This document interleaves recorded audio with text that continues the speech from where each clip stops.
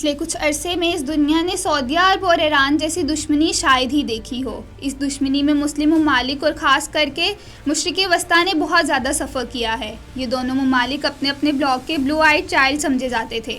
حال ہی میں ایران اور سعودی عرب نے دہائیوں پرانی دشمنی کے بعد تعلقات بحال کرنے پر اتفاق کیا ہے۔ لیکن آئیے اس پر بات کرتے ہیں کہ سعودی عرب کے ساتھ اس دشمنی نے ایران کے لیے کس طرح اہم اقتصادی نتائج مرتب کیے اور امریکہ نے اس سے کتنا فائدہ اٹھایا۔ ایران اور سعودی عرب کے تعلقات مشرق وسطیٰ میں سب سے زیادہ متنازع اور اتار چڑھاؤ کا شکار رہے ہیں۔ برسوں سے یہ دونوں علاقائی طاقتیں بالادستی کے لیے ایک تلخ جدوجہد میں بند تھیں، جس میں ہر فریق دوسرے پر بالادستی حاصل کرنے کی کوشش کر رہا تھا۔ اس دشمنی کا اثر صرف اقتدار کے ایوانوں میں ہی محسوس نہیں ہوا، بلکہ لاکھوں ایرانیوں کی روزمرہ زندگی پر اس کا تباہ کن اثر پڑا۔ سعودی عرب کے ساتھ تعلقات میں خرابی کا ایران پر شدید معاشی اثر پڑا، جس میں اربوں ڈالر کا نقصان ہوا اور کاروباری اداروں کو کام کرنے کے لیے جدوجہد کرنا پڑی۔ ایران کی تیل کی صنعت پر سب سے اہم اثرات مرتب ہوئے۔ سعودی عرب دنیا کا سب سے بڑا تیل پیدا کرنے والا ملک ہے اور روایتی طور پر تیل پیدا کرنے والے ممالک کی تنظیم اوپیک میں ایک کلیدی کھلاڑی رہا ہے، جو تیل کی عالمی قیمتوں کو کنٹرول کرتا ہے۔ ایران اور سعودی عرب کے مابین سفارتی تعلقات 1929 میں قائم ہوئے، لیکن 1944 میں یہ تعلقات ایک ایرانی باشندے کو سعودی عرب میں سزائے موت دینے کے معاملے پر منقطع ہو گئے۔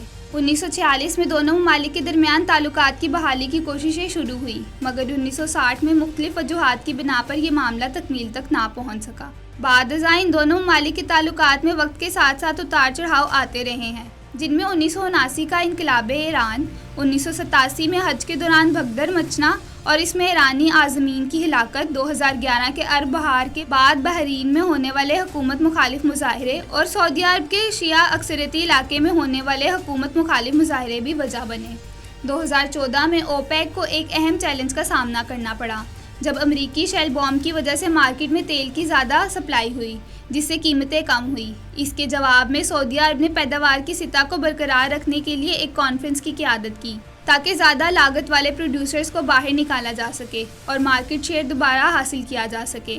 ایران، جو پہلے ہی بین الاقوامی پابندیوں کے تحت جدوجہد کر رہا تھا، تیل کی کم قیمتوں کی وجہ سے سخت متاثر ہوا اور ایران کی معیشت پر تباہ کن اثرات مرتب ہوئے۔ لیکن معاشی درد وہیں نہیں رکا۔ 2016 میں سعودی عرب کے ساتھ سفارتی تعلقات منقطع ہونے کے بعد ایران ایک بڑے تجارتی پارٹنر سے محروم ہو گیا۔ دونوں ممالک بڑے تجارتی شراکت دار رہے ہیں اور سعودی سامان کے بائیکاٹ کا ایران کی معیشت پر خاصا اثر پڑا، جو پہلے ہی بین الاقوامی پابندیوں کے بوجھ تلے جدوجہد کر رہا تھا۔ عام ایرانیوں پر اس کا اثر تباہ کن تھا۔ کاروبار بند ہو گئے، بے روزگاری میں اضافہ ہوا اور زندگی گزارنے کی لاگت بڑھ گئی۔ لاکھوں لوگوں کے لیے زندگی روزمرہ کی جدوجہد بن گئی۔ تاہم امریکہ نے ایران اور سعودی عرب کے درمیان کشیدگی کو بڑھانے میں بھی اہم کردار ادا کیا اور اس تنازع کا فائدہ اٹھا کر خطے میں اپنے مفادات کو آگے بڑھایا۔ امریکہ نے ایران اور سعودی عرب کے خراب تعلقات کا فائدہ اٹھاتے ہوئے سعودی عرب کی فوجی اور اقتصادی مدد کی۔ امریکہ طویل عرصے سے سعودی عرب کا کلیدی اتحادی رہا ہے اور اس نے اسے ہتھیار اور تربیت سمیت اہم فوجی مدد فراہم کی اور ان ہتھیاروں کی تجارت کے لیے خاصی رقم قائم کی۔ امریکہ نے ایران اور سعودی عرب کے درمیان تنازع کو خطے میں اپنے مفادات کو آگے بڑھانے کے لیے بھی استعمال کیا۔ امریکہ نے اس تنازع کو خلیج میں اپنی فوج موجودگی بڑھانے کے جواز کے طور پر استعمال کیا اور اس خطے میں ایران کے حمایت یافتہ گروہوں کے خلاف فوجی حملے شروع کرنے کے بہانے کے طور پر استعمال کیا۔ مشرق وسطیٰ میں کئی دہائیوں سے دشمنی رکھنے والے سعودی عرب اور ایران کے تعلقات اب تبدیل ہوتے نظر آ رہے ہیں۔ دونوں ممالک نے سفارتی تعلقات کی بحالی کا اعلان کیا ہے۔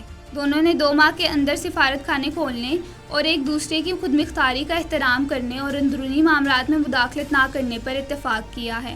اس فیصلے کا اعلان چین میں دونوں ممالک کے نمائندوں کے درمیان 4 روزہ مذاکرات کے بعد کیا گیا۔ ایران کے اعلیٰ سیکیورٹی اہلکار علی شمخانی اور سعودی عرب کے سیکیورٹی مشیر مسید بن محمد الابان نے اس معاہدے پر دستخط کیے۔ اس موقع پر چین کے اعلیٰ سفارتکار وانگ جی بھی موجود تھے۔ انہوں نے معاہدے کو مذاکرات اور امن کی فتح قرار دیا۔ یہ بھی کہا کہ چین مشکل عالمی مسائل کے حل میں تعمیری کردار ادا کرتا رہے گا۔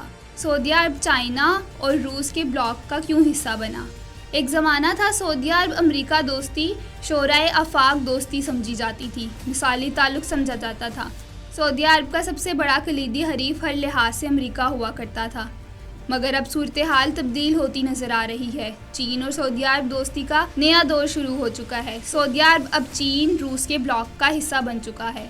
جو بائیڈن نے جولائی 2022 میں سعودی عرب کا دورہ کیا اور اس دورے کا بنیادی مقصد سعودی عرب کو تیل کی پیداوار بڑھانے پر آمادہ کرنا تھا۔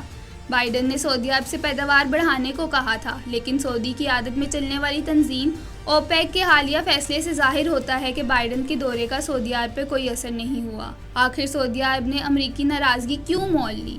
بہت سے ماہرین اسے صرف منافع کے لیے اٹھایا گیا قدم قرار دے رہے ہیں۔ Centre for strategic international studies کے سینئر فیلو بل کاہل کے مطابق سعودی عرب ایسا کر کے تیل کی قیمتوں کو کنٹرول کرنا چاہتا ہے اور اس بات کو یقینی بنانا چاہتا ہے کہ ملک خسارے کا شکار نہ ہو۔ سعودی عرب میں انڈیا کے سفیر تلمیز احمد کا بھی ماننا ہے کہ امریکہ سیاسی وجوہات کی بنا پر تیل کی پیداوار بڑھانا چاہتا ہے، لیکن سعودی عرب خالصتاً مارکیٹ کی بنیاد پر فیصلے کر رہا ہے۔